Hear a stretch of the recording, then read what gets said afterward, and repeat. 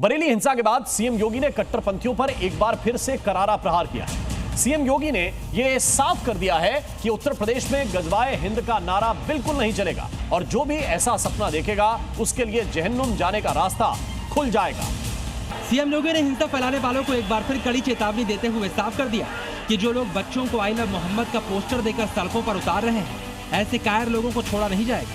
कितने कमजोर और कायर हैं छोटे छोटे बच्चों को जिनके हाथों में कलम होनी चाहिए, उनके हाथों में आई लव मोहम्मद का पोस्टर देकर के, तख्तियां देकर के समाज में अराजकता पैदा करने का कार्य कुछ लोग कर रहे हैं। माहौल बिगाड़ने वालों को सीएम योगी ने चेतावनी दी कि यूपी में गजवाए हिंद का नारा लगाने वाले जहन्नुम जाएंगे। गजवाए हिंद की कल्पना करना भी और उसका सपना देखना भी जहन्नुम में जाने का टिकट का रास्ता पैदा कर देगा।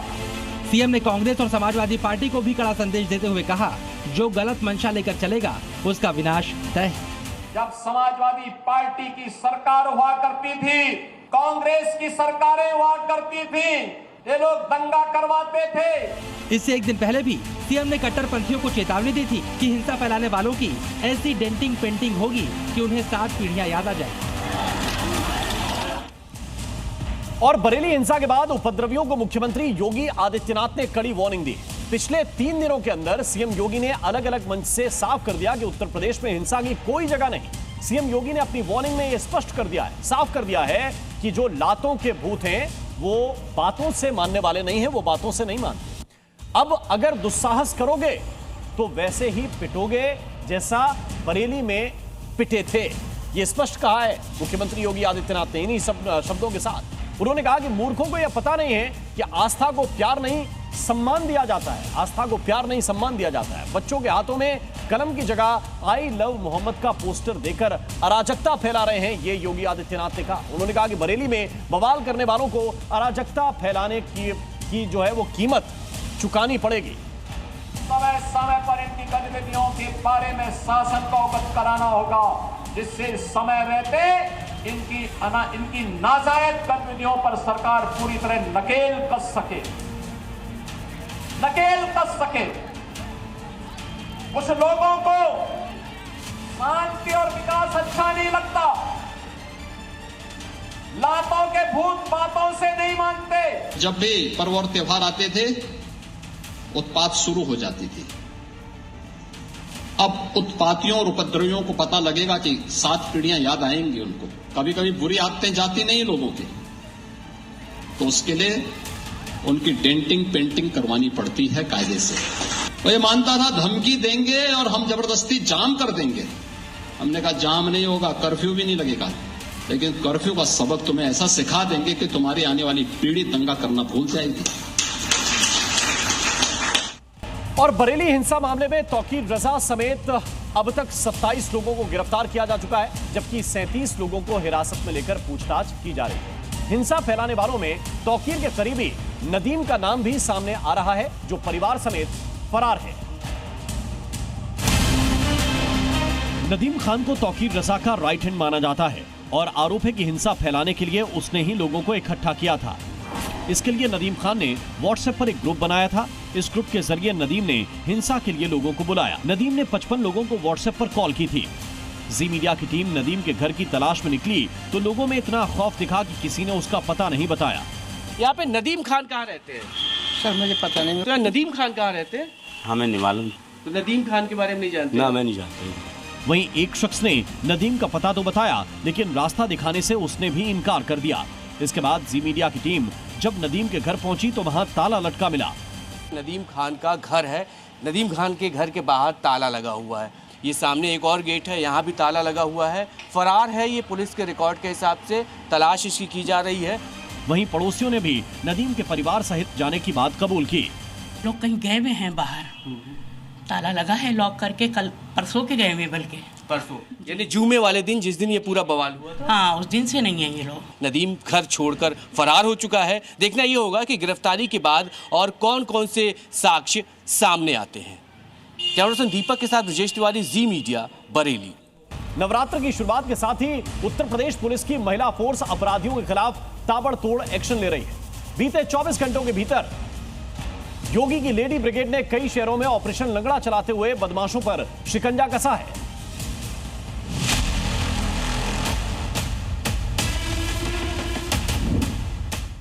यूपी में योगी फोर्स की दुर्गा शक्ति फुल ऑन एक्शन में है। नवरात्रि में बुलंदशहर, मथुरा, हाथरस और फिरोजाबाद में लेडी सिंघम ने अपराधियों पर ताबड़तोड़ वार किए और इस दौरान कई बदमाश यूपी पुलिस के हत्थे चढ़े। बुलंदशहर में बाइक सवार बदमाश का सामना योगी के दुर्गा शक्ति से हुआ। इसके बाद मुठभेड़ में खुर्जा का शातिर बदमाश पैर में गोली लगने से घायल हो गया। पुलिस ने उसके पास से अवैध हथियार और चोरी की बाइक बरामद की। इधर मथुरा में महिला पुलिस ने बड़ी सफलता हासिल की। 2 लाख का इनामी बदमाश धर दबोचा। आरोपी के पास से तमंचा, कारतूस और लूटी गई पिकअप बरामद की। वहीं हाथरस में महिला पुलिस की दबिश से हड़कंप मच गया। महिला से छेड़छाड़ करने वाला आरोपी मुठभेड़ में जख्मी हुआ। पुलिस ने मौके से तमंचा और जिंदा कारतूस जब्त कर लिए। वहीं फिरोजाबाद में भी दुर्गा शक्ति का एक्शन देखने को मिला, जहां एटीएम कैश चोरी के वांटेड आरोपी अखिलेश उर्फ कर्रू को पुलिस ने मुठभेड़ के बाद अरेस्ट कर लिया। तो ये तस्वीरें आपने अभी देखी। उत्तर प्रदेश पुलिस की जो दुर्गा शक्ति है वो अपराध के खात्मे के मिशन में जुटी हुई है। मिशन शक्ति 5.0 के तहत पहली बार गाजियाबाद में एनकाउंटर किया।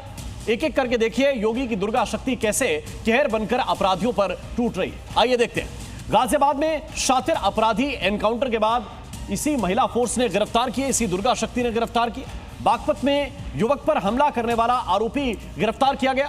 उधर मुजफ्फरनगर से भी खबर है, जहां मुठभेड़ में 2 बदमाशों को गोली लगी और इसके बाद उनको अरेस्ट कर लिया गया। मथुरा में भी 2 लाख का इनामी एनकाउंटर के बाद अरेस्ट कर लिया गया और हाथरस में महिला से छेड़छाड़ करने वाले एक आरोपी को भी गिरफ्तार किया गया है। इसके अलावा फिरोजाबाद में एटीएम कैश चोरी का वांटेड एनकाउंटर उसका हुआ और इसके बाद उसको गिरफ्तार कर लिया गया। बुलंदशहर में बाइक सवार बदमाश मुठभेड़ में गिरफ्तार हुआ है। तो एक एक करके लगातार इस तरह की कार्रवाई की जा रही है।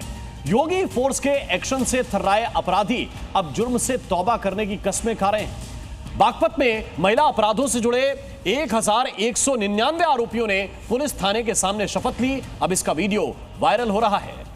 ये वो अपराधी हैं जो पिछले 10 साल के दौरान महिलाओं से छेड़छाड़, रेप और दूसरे आरोपों में जेल जा चुके हैं। लेकिन योगी फोर्स ने मिशन शक्ति के तहत इन्हें थाने पर बुलाया और गुनाह से तौबा करने की शपथ दिलाई।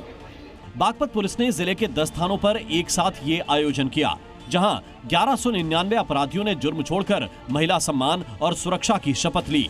साथ ही मुख्य धारा में जुड़ने का संकल्प भी लिया।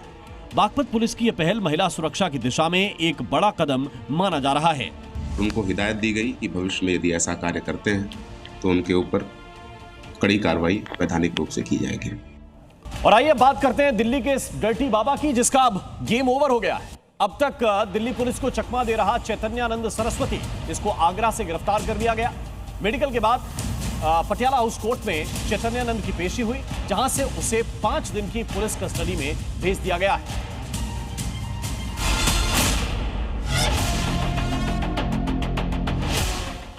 पिछले कई दिनों से फरार चल रहा स्वामी चैतन्यानंद गिरफ्तारी से बचने के लिए लगातार अपने ठिकाने बदल रहा था, लेकिन यूपी के आगरा में उसकी कोई चालाकी काम नहीं आई और वो दिल्ली पुलिस के हत्थे चढ़ गया।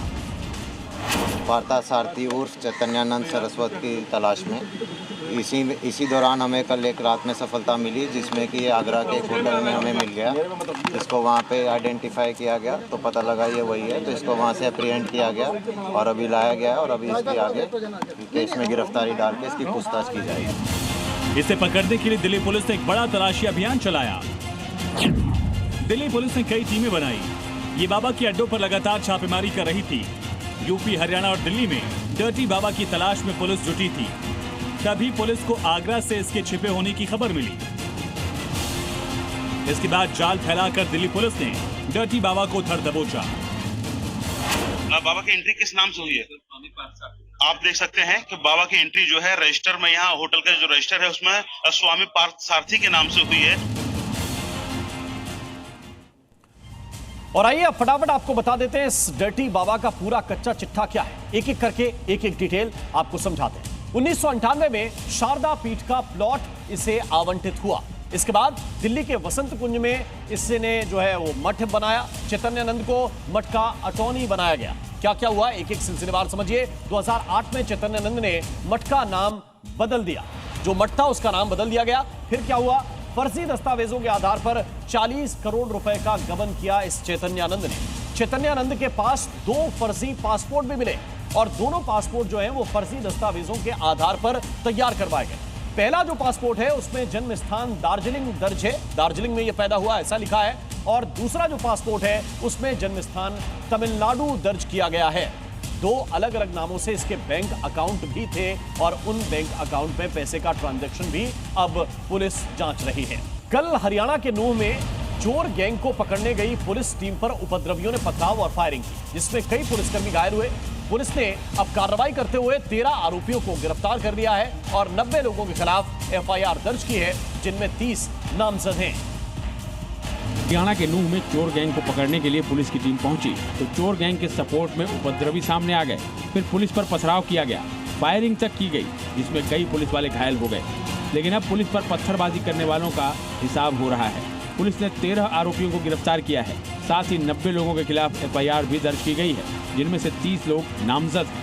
हमने अरेस्ट किया है, जिसमें 3 महिलाएं हैं, 10 व्यक्ति हैं और 16 के करीब और नामजद व्यक्ति हैं और 50-60 आदमी और गाँव के काफी मात्रा में हमारी पुलिस पे उन्होंने पत्थर व्यवसाय है और फायरिंग भी की। हालांकि नूंह में उपद्रवियों के घर वालों का क्या कहना है, ये भी सुन लीजिए। फोन है वक्त मार लगी पड़े आंगनबाड़ी में, भुत्ते निकल भाई सरकारी फोन है आंगनबाड़ी को, सरकारी फोन है, छोरे को हम काम दिए में कह रहे हैं कि गोली भी आप लोगों की तरफ से चलाई गई। मरना उतना उनने चलाई, बहुत गोली चलाई। सुरक्षा को ध्यान में रखते हुए आसपास के इलाकों पर भी नजर रखी जा रही है।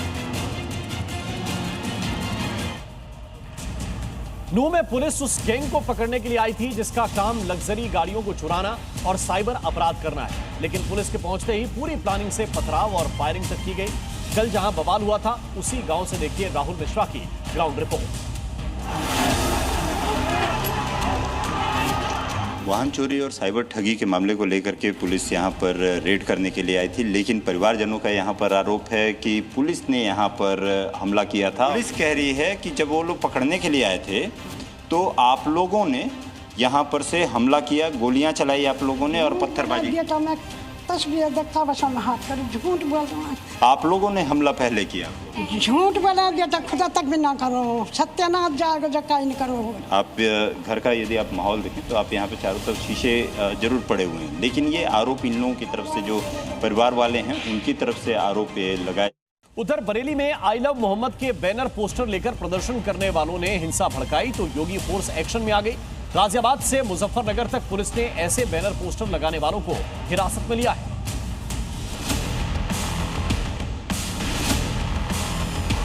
बरेली में आई लव मोहम्मद को लेकर हिंसा के बाद यूपी के शहर शहर में पुलिस एक्शन मोड में आ गई है।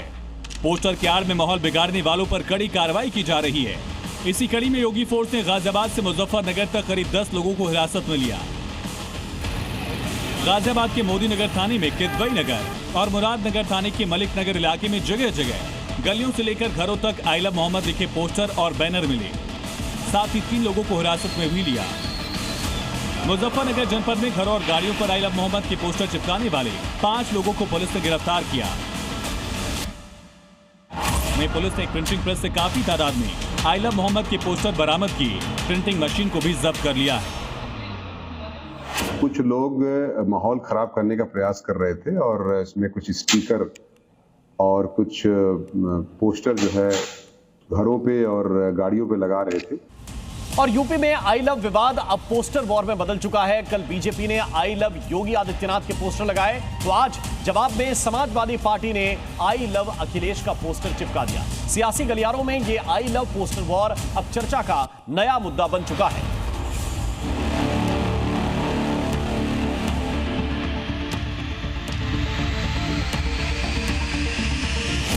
कल आई लव योगी और बुलडोजर के पोस्टर और आज आई लव अखिलेश।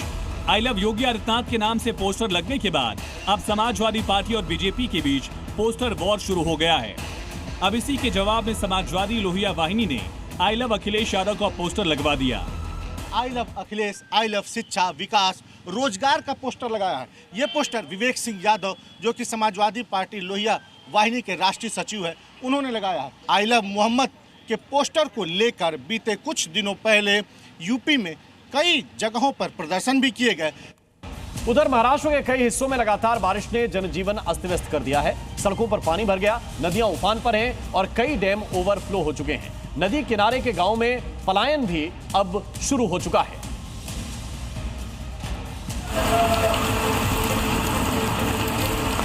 सितंबर का महीना खत्म होने को है, लेकिन बारिश है कि थमने का नाम ही नहीं ले रही। देश की आर्थिक राजधानी मुंबई में रुक रुक कर भारी बारिश हो रही है, जिसके चलते लोगों को खासी परेशानियों का सामना करना पड़ रहा है। कई जगहों पर सड़कों पर पानी जमा हो गया है। महाराष्ट्र में भारी बारिश से हालात बिगड़ते जा रहे हैं। कई जिलों में नदियां और डैम उफान पर है। कल्याण तालुका में लगातार बारिश से खड़ावली, उल्हास और कालू नदियां खतरे के निशान पर हैं। कई पुल पानी में डूब गए हैं। यातायात ठप है। नदी किनारे के गाँव से पलायन शुरू हो गया है। इधर ठाणे जिले को पानी सप्लाई करने वाला बारवी डैम तीसरी बार ओवरफ्लो हो गया है। डैम से 11,000 क्यूसेक पानी छोड़ा जा रहा है, जिससे आसपास के गांव में खतरा पैदा हो गया है।